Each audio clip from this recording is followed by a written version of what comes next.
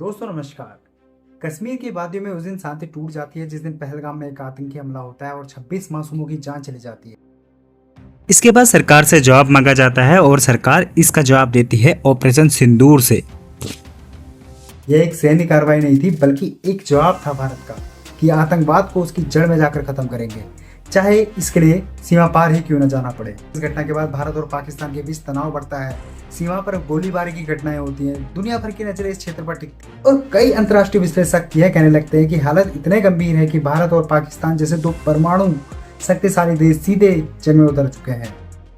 लेकिन इसी बीच एक बयान आता है जो सबको चौंका देता है। अमेरिकी राष्ट्रपति डोनाल्ड ट्रंप का यह बयान, I stopped a war between India and Pakistan, I stopped a nuclear war. यहाँ पर ट्रंप दावा करते हैं कि उन्होंने फोन कॉल्स किए, दबाव बनाया और भारत और पाकिस्तान के बीच होने वाला युद्ध टाल दिया।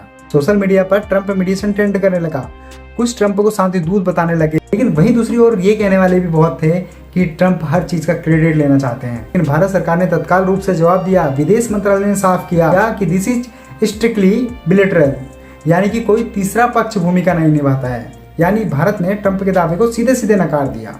लेकिन दोस्तों हलचल अभी पैदा हुई है जब पाकिस्तान के विदेश मंत्री इसाक डार खुद सामने आए हैं और प्रेस में उन्होंने कहा है, India has categorically refuse US mediation.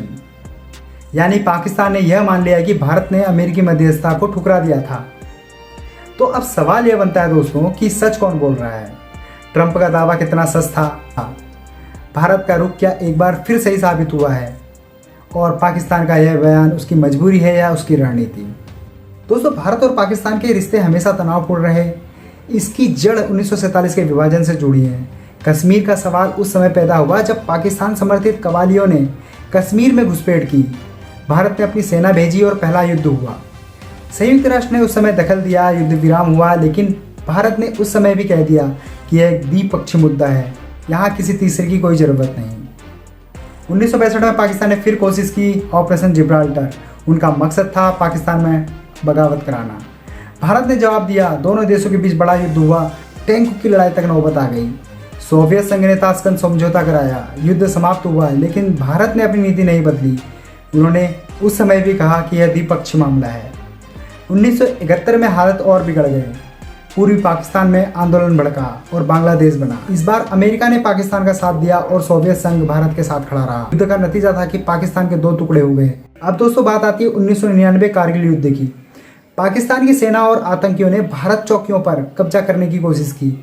Bharat ने ऑपरेशन विजय शुरू किया और पाकिस्तान को पीछे हटने पर मजबूर किया। उस समय अमेरिका के राष्ट्रपति क्लिंटन ने सुलह कराने की कोशिश की, लेकिन भारत ने फिर साफ कहा कि कोई तीसरा हमें नहीं चाहिए। यानी दशकों का इतिहास हमें बताता है कि भारत की विदेश नीति एक मूलभूत सिद्धांत है, नो थर्ड पार्टी। भारत की विदेश नीति समय समय पर बदलती है, लेकिन एक चीज हमेशा स्थिर रहती है, किसी तीसरे की भूमिका न मान। नेहरू जी के दौर में भारत ने गुटनिरपेक्ष आंदोलन चलाया। इसका मतलब था ना भारत अमेरिका के खेमे में जाएगा, ना सोवियत संघ की। भारत स्वतंत्र है। इंदिरा गांधी के दौर में भारत ने सैन्य शक्ति दिखाई। 1971 में बांग्लादेश युद्ध जीता और सोवियत संघ से दोस्ती की। अटल बिहारी वाजपेयी ने भारत में परमाणु परीक्षण किए। दुनिया चौंक गई, लेकिन भारत ने कहा हमें अपनी सुरक्षा के लिए किसी की मंजूरी की आवश्यकता नहीं। प्रधानमंत्री मनमोहन सिंह के दौर में भारत ने अमेरिका के साथ सिविल न्यूक्लियर डील की। इससे भारत की अंतर्राष्ट्रीय साख बढ़ी। अब नरेंद्र मोदी के दौर में भारत की नीति और आक्रामक हो गई है।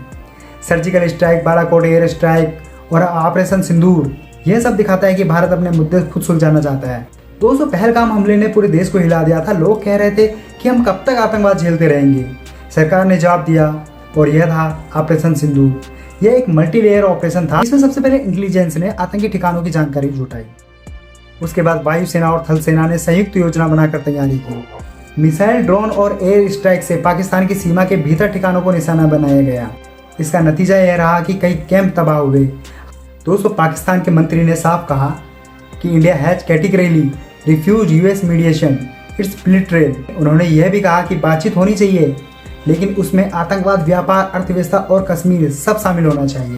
इस बयान के मायने क्या हैं? क्या भारत की पॉलिसी सही थी, ट्रंप का दावा कमजोर पड़ गया, या पाकिस्तान अपनी मजबूरी के सामने सच मानने को मजबूर हो गया? दोस्तों भारत में यह मुद्दा संसद में पहुंचा। सरकार के मंत्री किरण रिजिजू कहते हैं कि आलोचक अब माफी मांगेंगे, क्योंकि विपक्ष पहले कह रहा था कि अगर ट्रंप सच बोल रहे हैं तो मोदी दबाव में झुके हैं। संसद में हंगामा हुआ था, टीवी में डिबेट और बहसें हुई। विदेश नीति अब सिर्फ इंटरनेशनल नहीं बल्कि घरेलू राजनीति का हथियार बन गई। पाकिस्तान की आर्थिक हालत बेहद खराब है। IMF का कर्ज है, विदेशी मुद्रा की कमी है, महंगाई और बेरोजगारी है, सेना और लोकतांत्रिक सरकार का टकराव है। पाकिस्तान के पास कोई विकल्प नहीं बचा था। यही वजह है कि उसने मान लिया कि भारत तीसरे को नकार रहा है। दोस्तों, भारत और पाकिस्तान दोनों परमाणु शक्ति हैं, लेकिन भारत की नीति है नो फर्स्ट यूज, जबकि पाकिस्तानी जो नीति का फॉलो करता है वो है फर्स्ट यूज पॉसिबल। यही वजह है कि दुनिया डर गई कि कहीं यह युद्ध परमाणु युद्ध में ना बदल जाए। तो इतिहास में भारत ने कभी भी तीसरे को जगह नहीं दी है। ट्रंप ने दावा किया कि उन्होंने परमाणु युद्ध को रोका। भारत ने कहा सब द्विपक्षीय था और पाकिस्तान ने भी खुद मान लिया। असली सच्चाई दोस्तों यही है, भारत और पाकिस्तान का भविष्य किसी तीसरे के हाथ में नहीं है। दोस्तों, आपको क्या लगता है? कमेंट में अपनी राय जरूर बताएं। आज के लिए इतना ही, धन्यवाद।